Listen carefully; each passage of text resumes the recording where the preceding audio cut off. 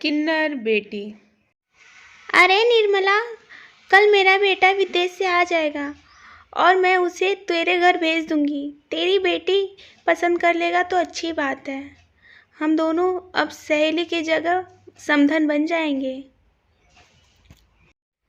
साधना कितनी अच्छी है। मुझे अब अपना समधन बनाना चाहती है और मैं इस बार रिश्ता ज़रूर करूँगी। अपनी बेटी का हाथ उसी के बेटे में दूंगी और मेरी बेटी भी उसके घर जाकर बहुत ही खुश रहेगी। आखिर वो बहुत अमीर घर की लड़की है। अरे रिया बेटा, इधर आओ, जल्दी से इधर आओ, मुझे कुछ बातें करनी है। हाँ माँ, बोलिए क्या हुआ। मुझे भी आपसे कुछ बातें करनी थी। वो शादी को लेकर मुझे कुछ करनी थी, लेकिन रहने दीजिए, मैं आपसे उसके बारे में बाद में बात कर लूँगी। आप कुछ बोल रही थी, बोलिए क्या हुआ। कुछ ज़रूरी काम है। मुझे कल कॉलेज जाना है तो कुछ पैसे भी चाहिए थे।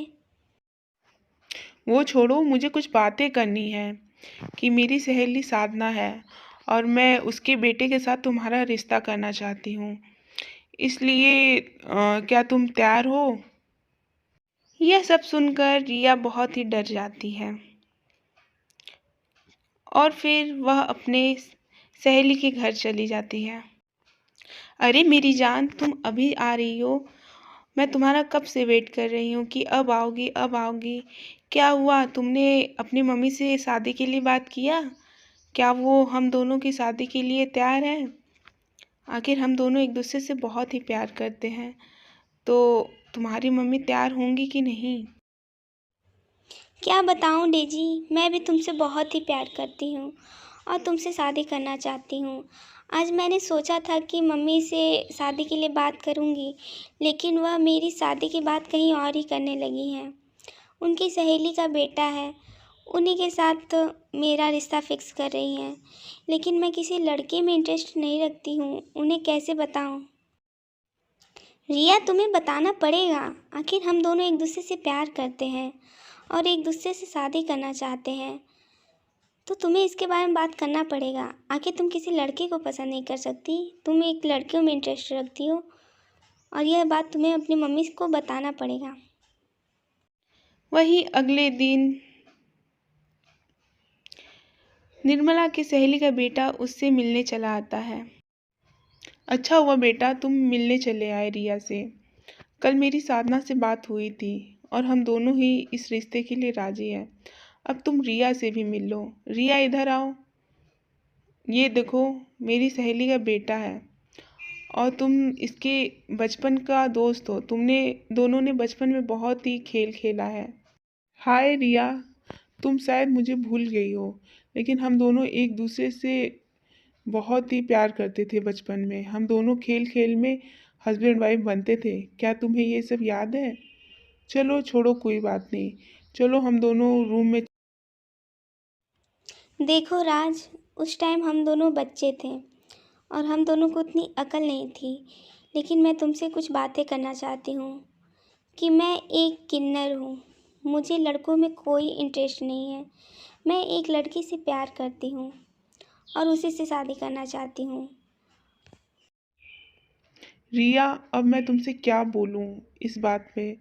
चलो कोई बात नहीं, मैं तुम्हारी मम्मी से बात करूँगा और तुम्हारी मम्मी तुमसे कुछ नहीं बोलेंगी और मैं ही इस रिश्ते से इनकार कर दूँगा।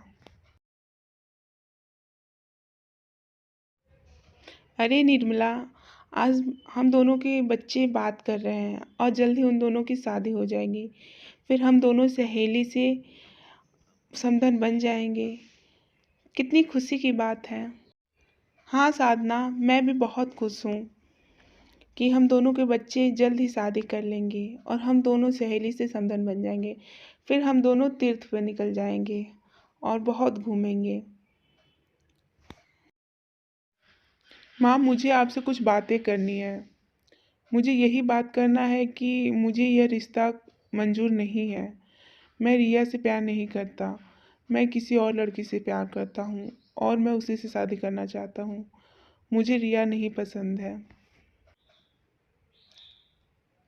लेकिन बेटा हुआ क्या है? रिया तो इतनी अच्छी लड़की है। क्या हुआ? कुछ हुआ है क्या तुम दोनों में?